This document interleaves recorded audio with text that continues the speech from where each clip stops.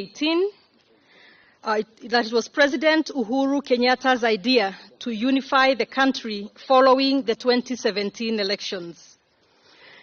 In its original iteration, the BBI was intended to promote unity and settle the problems of exclusion, divisive and often violent electoral competition, and ensure equity in resource distribution in Kenya.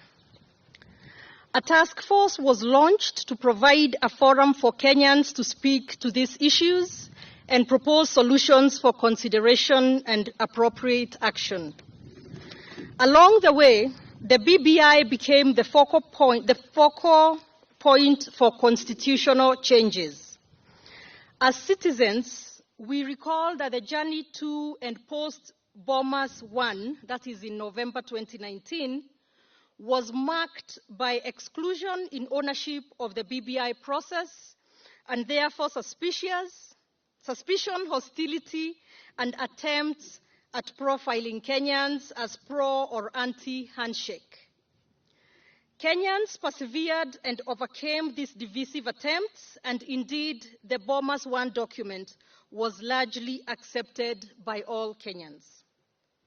After a validation exercise marked by attempts at imposing views on Kenyans through highly choreographed public rallies, which met the resistance of Wananchi, a second report was launched at the Bomas of Kenya on the 26th of October 2020, the Bomas 2 report. Bomas 2 proposed key constitutional, policy, legislative, and administrative changes. Reflections on Bomas 2 recommendations. As citizens representing numerous and diverse sectors, stakeholders present at the launch of the Hustlers Economy under Economy and Shared Prosperity. Okay, just keep going. Okay. Kenyans also appreciated suggestions to enhance youth participation and create an enabling environment for them to find employment, do business, engage in innovation, including proposals on moratoriums on student loans.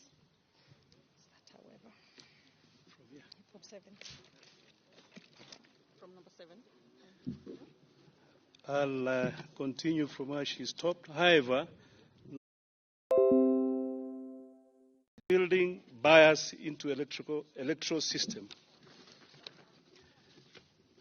Number 3, the independence and professionalism of police service. The proposal in the BBI for the formation of police council under the cabinet minister was seen in many quarters as impacting negatively the integrity and professionalism, and therefore a direct assault on the police service. Number 4, the mandate of the Senate in terms of protecting devolution and its general oversight role. The BBI proposal denied the Senate the constitutional mandate as a forum for the discussion and arbitration of matters relating to division of revenue. Number 5, the place of women in our legislature and the issue of affirmative action principle in our constitutional infrastructure. The proposal abolished the women representative position at the National Assembly, essentially excluding women from the center of critical decision making, relegating the participation of women to nominal and tokenistic roles. The concerns of the diverse stakeholders. I'll invite the Honorable Duale, or Honorable Victor, to take us through this.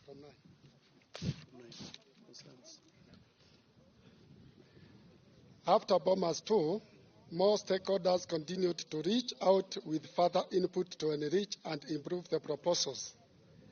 Some of the stakeholders who engaged intensively with the proposals include the pastoralist communities who articulated their views through their parliamentary caucus as well as Frontier Counties Development Council, Protestant ministries, the Catholic Church, the Muslim leadership, other citizen groups, and civil society organizations.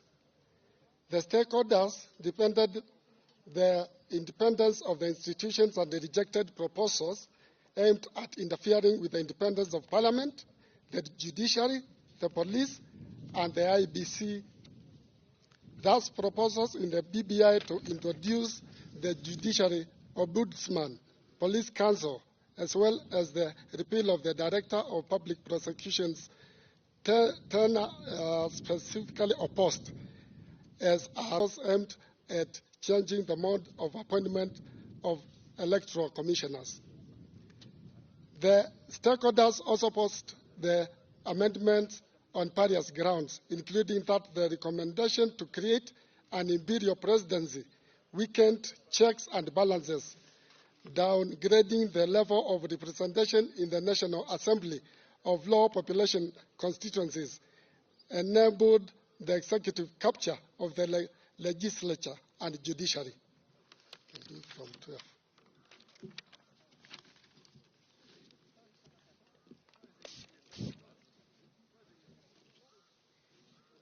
Many stakeholders, citing the COVID pandemic, the difficult economic circumstances, the high national debt, and gaps in public financial management, took issue with the prioritization of BBI and preparations for a referendum campaign in the current environment. They pleaded that attention be directed to runaway corruption, heightened political intolerance, the securitization of public affairs, as well as impunity and the flagrant disobedience of court orders by the executive.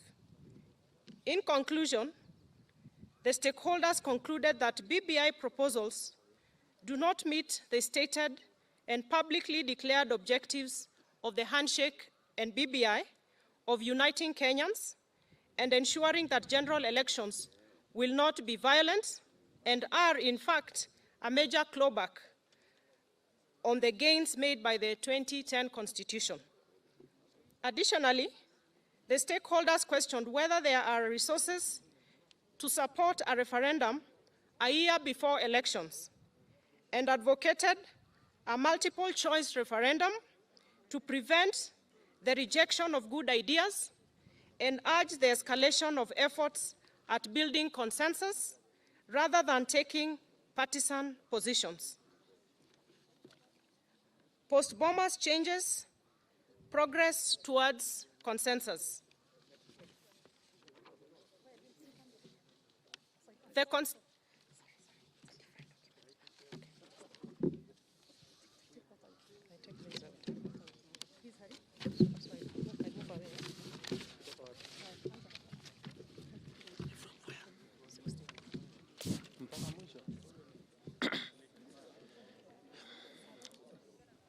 The Constitution of Kenya Amendment Bill 2020 was gazetted on the 25th November 2020. The bill reflects significant changes to the Bomas II document, adopting a number of concerns raised by stakeholders, including the following. The proposals on political party representation in IMBC through the appointment of commissioners has been dropped. The fair implication of having some players choosing the game's umpire has been noted and accepted. Similarly, the problematic idea of police council, ended by a cabinet minister, has been abandoned. The independence of the police service has therefore been retained. The proposed 70 nominated seats have been converted to representative electoral seats. A nominated seat would have benefited the individual nominee and encouraged political interference and manipulation of parliament. On the other hand, elective seats benefit constituencies through representation and the allocation of meaningful development resources. Moreover, historically, marginalized communities have secured protection by the extension of the validity of the equalization fund period to 30 years.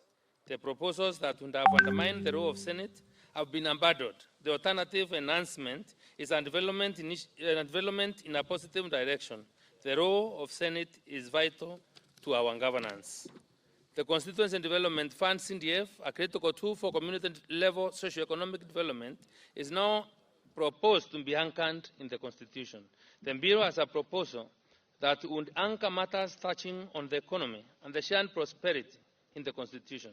Legislation to actualize and operationalize these proposals will be enacted within a year to give effect to what would otherwise have been abstract values. Article 11 here mainstreams the hustler economy, as well as the mandatory requirement for the President to make a report on the status of the achievement of economic and social rights. This proposal will safeguard the protection and actualization of the critical interests of the agricultural and the hustler sectors. As a consequence, within 1 year, legislation on guaranteed minimum return for all farmers, maize, coffee, wheat, tea, korosho, dengu, fish, livestock, potatoes, cabbages, miraa, among others, which is a vital anchor of productivity in the agriculture and food production, will be enacted as will be legislation for the establishment of the Livestock Marketing Authority. Similarly, legislation on a fund to support the hustler economy, micro, small, medium enterprise fund, and the entire wheelbarrow economic ecosystem will be enacted. From the foregoing, it is therefore clear that significant progress was made between Bomas 2 and KICC, and that the amendment bill adopted major inputs of stakeholders in fairly explicit terms. In essence, the gazetted document is a positively progressive development compared with the Bomas document. Our position post-Bomas that there was no way this process would proceed without bringing on board important sectors and constituencies that could have been overlooked has been vindicated. It is emphatically clear that the issues, concerns, and interests of ordinary people have found their way to the main table and are part of the national conversation. This is as it ought to be, and this must become the basis of all meaningful national deliberation going on forward.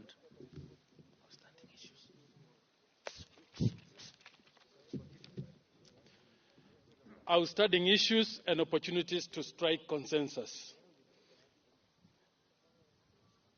However, a number of issues raised by various stakeholders, including ourselves, remain outstanding and are yet to be conclusively and exhaustively addressed. The idea of accountability for all government organs is a strongly held tenet of democracy. The proposal on a judicial ombudsman speaks to the issue of accountability of judicial officers. We, however, strongly believe that judicial independence matters and must never be undermined, even if only in perception. We submit, therefore, that there still remain room for the Ombudsman's appointment mechanism to be reviewed and agreed upon, and for the appointment of the Ombudsman by the Judicial Service Commission or the Chief Justice will be more consistent with the principles of judicial independence than appointment by the executive, which runs contrary to the principles of separation of powers. At Bomas 2, we oppose the establishment of 70 multi-member constituencies, seeking to move away from a culture of nominations and virtual constituencies. We are happy that the 70 constituencies which have been proposed to enhance representation. While we agree with the principle of equality and equity in representation, IEBC should vary the proposed constituencies by up to 20% so as to capture and accommodate the most expansive, arid, and largely marginalized areas, including Garissa, Nyeri, Wajir, Nyandarua, Kitui, Kisii, and Migori. The proposals on affirmative action and equality in representation are important principles, and there is a progressive attempt to address them. However, the outcome of the current proposal is that combined with nominations required to meet the two-thirds rule in accordance with Article 81, the size of Parliament will increase from 416 seats to as high as 640. An increase of more than 200 MPs is untenable and a hugely unsustainable burden on the taxpayer. We bring back to the taxpayer. We propose that, in addition to the 47 women elected to the Senate, we bring back the 47 women representatives elected to National Assembly. We note that this will allow for the elected women in the National Assembly to be nominated to the cabinet. We further propose all women representatives in Parliament be directly elected by defined constituencies and should not be nominated or elected through party lists. In addition, we propose further discussion in Parliament on the implementation of Article 81.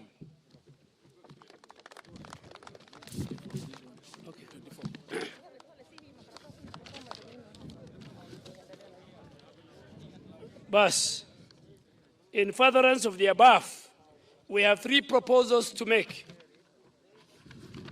First, even with the post-Bomas gains and the improvement to the document, these outstanding issues require attention, and we should build the necessary consensus to further enrich the Constitutional Amendment Bill 2020, especially because we have to acknowledge certain realities, including the fact that the people of Kenya have voiced strong concern about the prudence of a bloated government.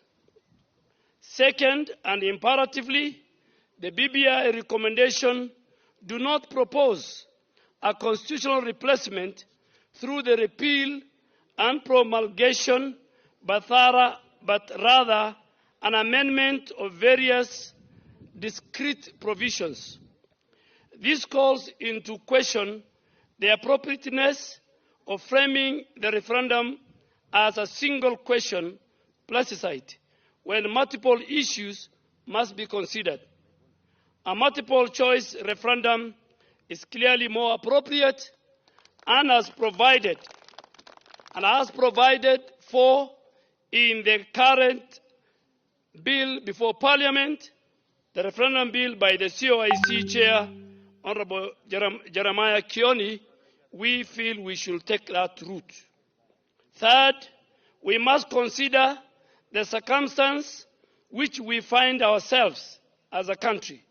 We are in the midst of a deadly pandemic that has ravaged our country, killing close to 1,500 Kenyans, including our frontline health workers, infecting nearly 100,000 Kenyans, and affecting the livelihood of millions of others, straining public health sector, and instigating an economic and a financial meltdown. The deepening financial quagmire has led to the destruction of livelihoods, of enterprises owned mainly by the hustlers, and consequential loss of jobs and shrinks of revenue, as evidenced by the last quarter posting of the Kenya Revenue Authority that ended in October. Additionally, we are haunted by the reality that we are yet to create confidence in our education system, ability to make schools safe enough for our children to resume school in January because of the myriad challenges facing the entire education and school system, which has remained largely unaddressed. Given the foregoing, it is legitimate to question the wisdom of spending 14 billion shillings a year before an election that will cost us another 42 billion going by the 2017 figures of the IEBC, when a referendum could be conducted as the seventh ballot in a general election at a virtually no cost. We believe that it's prudent to hold the referendum, and we are proposing that along, having done all the others. Take it to the county assemblies, take to Parliament, and the only remaining item is for the citizens to vote in. We can defer that and we feel it is prudent to hold that referendum along with the general election in 2022, inshallah.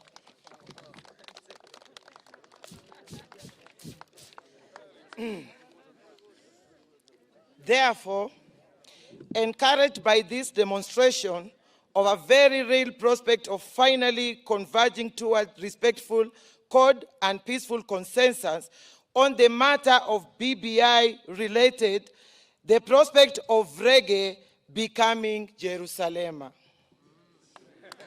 Emphasizing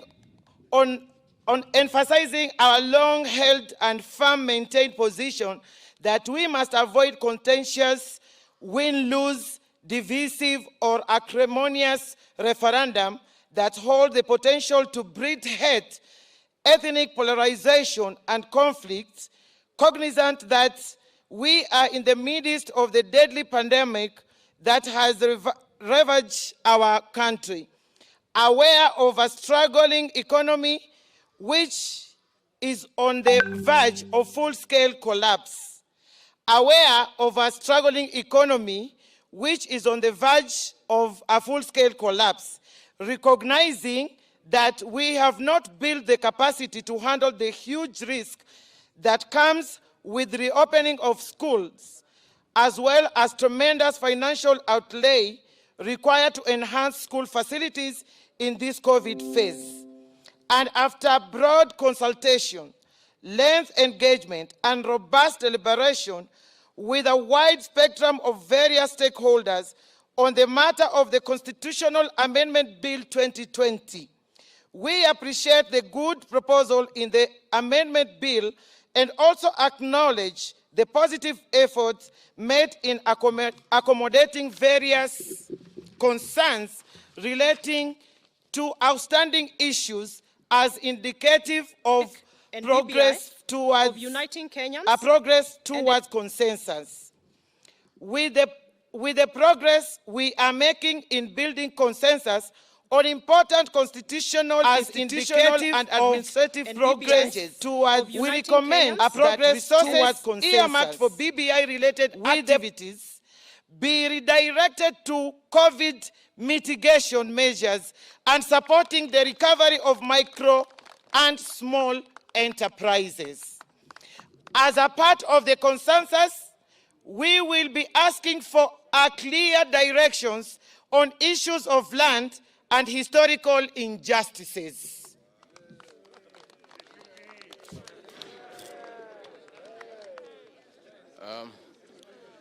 Based on the above, our position is as follows. We care far too much for our country and fellow Kenyans to reduce this important exercise to a question of yes and no. Not just because it is premature and simplistic, but because there is real progress towards consensus that we need to resolve outstanding issues inclusively, exhaustively, and conclusively. Democracy provides us with infinite opportunity for deliberative consensus building. It is how great societies are built. It is how all Kenyans, in their great diversity, come together to make a beautiful future for themselves and for future generations. It is worth stating, time without number, that consensus is the right thing to do and the right way to go. We must therefore never tire or relent or give up doing the right thing. Consensus entails both speaking and listening. We must listen to one another. The time is always right for consensus building. Therefore, we submit once more that it is never too late to do the right thing. Every time is consensus time. We have been asked what we mean by consensus. The consensus we seek and this country needs is in relation to content, process, and timing. In short, we must agree on the what, the how, and when. The consensus is to align the process with its founding objectives and bring it closer to the dreams and aspirations of Kenyans.